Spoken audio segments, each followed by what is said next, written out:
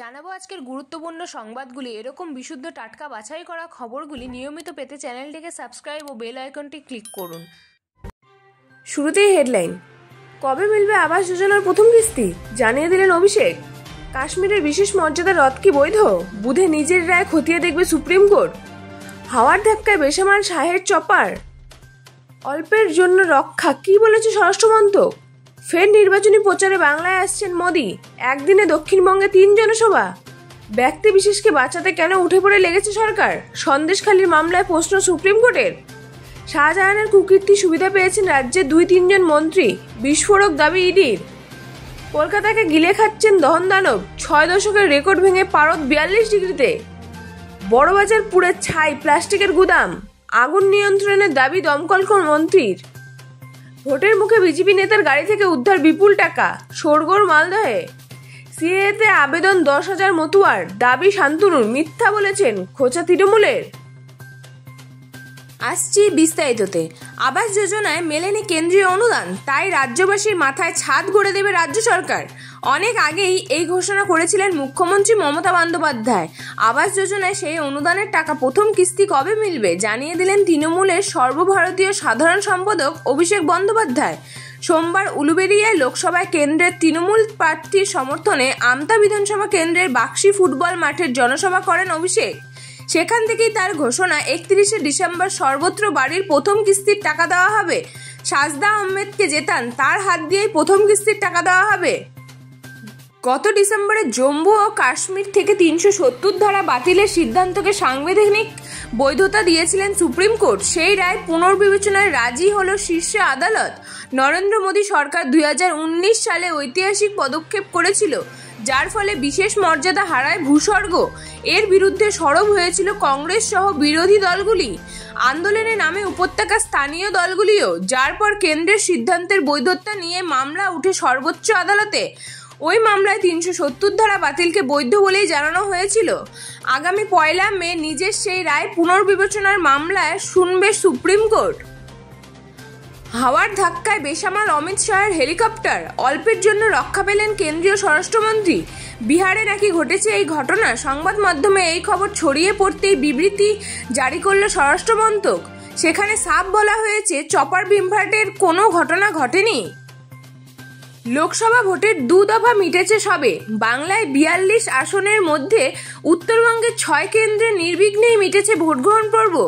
এবার দক্ষিণবঙ্গের পালা। আগামী 7ই মে উত্তরের 2 আসনের সঙ্গে ভোটগ্রহণ শুরু দক্ষিণবঙ্গেও।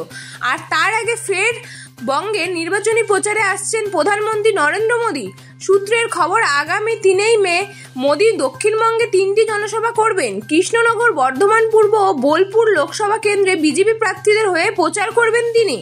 তার চূড়ান্ত সূচি তৈরি, প্রস্তুতিও শুরু হয়েছে। সুপ্রিম কোর্টের নির্দেশে 3 মাস পিছিয়ে গিয়েছে সন্দেশখালির মামলার শুনানি। রাজ্যকে অতিরিক্ত তথ্য দিয়ে সময় দিয়েছে শীর্ষ আদালত। যদিও এই মামলায় অন্য প্রশ্ন তুলল বিচারপতি BR গাভাই এবং সন্দীপ মেহতার সাংবিধানিক বেঞ্চ। এদিন আদালত জানতে চাইল, কেন ব্যক্তি বিশেষকে সুরক্ষা দিতে তৎপর হয়েছে পশ্চিমবঙ্গ সরকার। রাজ্যের তরফে এ বিষয়ে উত্তর দেন প্রবীণ আইনজীবী অভিষেক মেনু সিংভি। কি জানালেন তিনি? সন্দেশখালি কাণ্ডে বিস্ফোরক ইডি। শেখ শাহজাহানের কুকীর্তি সুবিধা পেয়েছেন রাজ্যের 2-3 জন মন্ত্রীও। তাই শাহজাহান এবং তার অনুগামীদের জামিন দিলে সতর্ক হয়ে যেতে পারেন ওই মন্ত্রীরাও।